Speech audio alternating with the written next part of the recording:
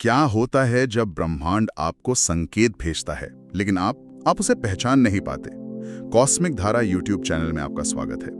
आज हम उन दिव्य संकेतों की गहराई में उतरेंगे जो महाशिवरात्रि की रात अनुभव हो सकते हैं। ये सिर्फ मान्यताएं नहीं हैं, बल्कि इन्हें चेतना के बहुत गहरे स्तर पर होने वाले अनुभव माना जाता है। तो चलिए इस रहस्य को परत दर परत खोलते हैं। शुरुआत करते हैं सबसे पहले संकेत से। कल्पना कीजिए शिवरात्रि की रात है, आप पूजा कर रहे हैं और आपके सामने एक दीपक जल रहा है जिसकी लौ बिना हवा के भी एकदम सीधी और स्थिर है।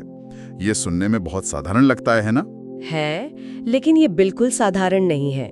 देखिए, दीपक की जो लौ है उसे हमारी चेतना, हमारी ऊर्जा का प्रतीक माना जाता है। अच्छा।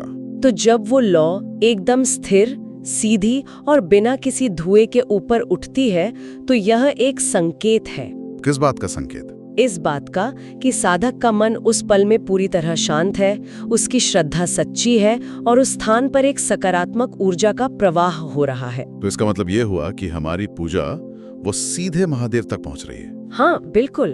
और महाशिवरात्रि पर तो ये संकेत और भी ज्यादा विशेष हो जाता है। स्थिर ज्योति यही दर्शाती है कि पूजा स्वीकार कर ली गई है।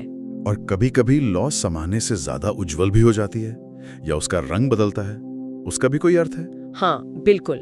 अगर लौ सामान्य से ज्यादा चमकदार हो या उसमें एक पीली या हल्की नीली सी आभा दिखे तो इसे किसी मनोकामना के जल्दी पूरा होने का या जीवन की बाधाओं के खत्म होने का संकेत भी माना जाता है। ये शिव की एक मौन स्वीकृति है। अब बात करते हैं सपनों की। कहते हैं कि शिवरात्रि की रात आए सपनों को केवल सपना नहीं मानना चाहिए। जैसे अगर किसी को सपने में शिवलिंग, नाग या त्रिशूल दिखाई दे तो इसका क्या अर्थ है? देखिए, शिवरात्रि के समय हमारी चेतना सामान्य से कहीं ज्यादा सक्रिय होती है, इसलिए इस रात के जो सपने हैं वो आध्यात्मिक संदेश ला सकते हैं। जैसे शिवलिंग का दिखना भय और जो कर्म बाधाएं हैं उनसे मुक्ति का संकेत देता है। और त्रिशूल, उसका दिखना तो बहुत शक्तिशाली माना जाता होगा। बिल्कुल। त्रिशूल का दर्शन ये दर्शाता है कि महादेव आपकी रक्षा कर रहे हैं और जीवन से दुख और भय वो अब समाप्त होने वाले हैं। और अगर स्वयं महादेव ही स्वप्न में आ जाएं तो ये उनकी विशेष कृपा का संकेत है। ये बताता है कि कोई बहुत बड़ी मनोकामना पूरी होने वाली है। ये सपने एक तरह से दिव्य मार्गदर्शन है। कभी-कभी संकेत बाहर नहीं बल्कि हमारे भीतर महसूस होते हैं। अगर शिवरात्रि की रात बिना किसी वजह के मन एकदम शांत और आनंदित हो जाए, ध्यान अपने आप लगने लगे या आंखों से खुशी के आंसू बहने लगे, तो ये क्या है? ये शिव ऊर्जा के प्रवाह का सबसे सीधा अनुभव है। इसे शिव का आंतरिक स्पर्श भी माना जाता है। आंतरिक स्पर्श? हाँ, जब महादेव की कृपा होती है तो वे शब्दों से नहीं बल्कि अनुभूति से आशीर्वाद देते हैं। इस अवस्था में मन की जो चिंताएं हैं, जो भय है, वो अपने आप शांत हो जाते हैं। मतलब ये साधना की स्वीकृति है? हाँ, यह संकेत दिखाता है कि साधना स्वीकार हो चुकी है और चेतना का शुद्धिकरण शुरू हो गया है। यह एक बहुत ही सौभाग्यशाली अनुभव है। अब एक और अनुभव की बात करते हैं। पूजा करते समय अचानक किसी ऐसी सुगंध का आना जो वहां मौजूद ही नहीं है, जैसे चंदन की या किसी फूल की या किसी दिव्य इत्र की खुशबू। इस अनुभव के पीछे क्या रहस्य है? यहाँ जो आकर्षक बात है वो ये है कि यह सुगंध इंद्रियों से नहीं बल्कि चेतना के स्तर पर महसूस होती है। अच्छा। यह इस बात का संकेत है कि उस स्थान पर दिव्य शक्तियों की उपस्थिति है। इसे पूजा की स्वीकृति का एक बहुत ही सूक्ष्म प्रमाण माना जाता है। तो ये सुगंध बताती है कि पूजा स्थल ऊर्जावान और शुद्ध हो चुका है। बिल्कुल। और ये भी कि महादेव की कृपा वहां बरस रही है। अब एक और गहरे अनुभव पर आते हैं।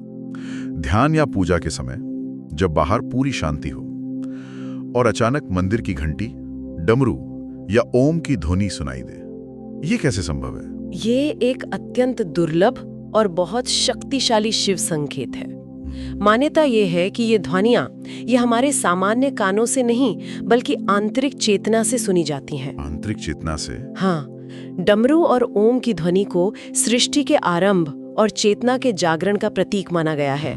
ऐसी ध्वनि का सुनाई देना ये दर्शाता है कि महादेव पूजा से बहुत प्रसन्न है और साधक के जीवन में आध्यात्मिक उन्नति का मार्ग खुल रहा है। मतलब ये नकारात्मक ऊर्जा के विनाश का भी प्रतीक है। हाँ, बिल्कुल। बिल्वपत्र शिव को बहुत प्रिय है।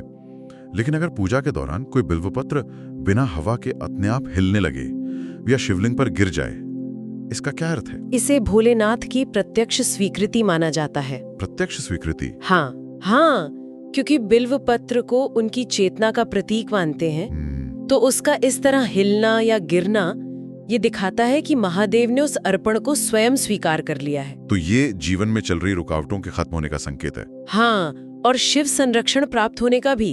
ये भक्त की शुद्ध श्रद्धा का प्रमाण है। और अब सबसे दुर्लभ और शक्तिशाली संकेत, अगर किसी ने रुद्राक्ष पहना है और शिवरात्रि की रात उसे रुद्राक्ष में हल्की गर्माहट या एक सूक्ष्म सा कंपन महसूस हो, तो इसका क्या अर्थ निकाला जाए? ये सबसे गहरा संकेत माना जाता है। देखिए, रुद्राक्ष स्वयं शिव के आंसुओं से उत्पन्न हुआ है जी। उसमें शिव तत्व स्वाभाविक रूप से मौजूद है। जब उसमें कंपन या गर्माहट महसूस होती है, तो इसका मतलब है कि वो उस पल में शिव ऊर्जा को सक्रिय रूप से ग्रहण कर रहा है। तो रुद्राक्ष एक तरह का एंटीना बन जाता है। बिल्कुल सही, वो ऊर्जा को ग्रहण करके पहनने वाले के शरीर में प्रवाहित कर रहा है। यह संकेत दिखाता है कि महादेव की विशेष कृपा उस व्यक्ति पर बरस रही है और उसे एक अदृश्य शिव संरक्षण मिल रहा है। ये आध्यात्मिक बल और मानसिक शांति में वृद्धि का सूचक है। तो ये 7 संकेत, दीपक की लौ से लेकर रुद्राक्ष के स्पंदन तक, ये सिर्फ संयोग नहीं है, इन्हें महादेव के आशीर्वाद का माध्यम माना जाता है। बिल्कुल, और यदि इनमें से कोई भी संकेत अनुभव हो, तो ये समझना चाहिए कि आपकी पुकार सुनी गई है। ऐसे में सबसे जरूरी है कि श्रद्धा और विश्वास बनाए रखें। भोलेनाथ भाव देखते हैं, दिखावा नहीं। जब उनकी कृपा होती है तो जीवन की कठिन परिस्थितियां भी वो सहज हो जाती हैं। लेकिन क्या ये संभव है कि ये संकेत केवल बाहरी घटनाएं ना होकर हमारी अपनी जागृत होती चेतना के प्रतिबिंब हों, जो हमें उस गहरे सत्य का अनुभव करा रहे हैं जो हमेशा से मौजूद है पर हमारी सामान्य इंद्रियों से छिपा रहता है? अगर आपको कॉस्मिक धारा YouTube चैनल पर यह वीडियो पसंद आया तो कृपया चैनल को सब्सक्राइब करें। हम फिर मिलेंगे एक नए वीडियो में।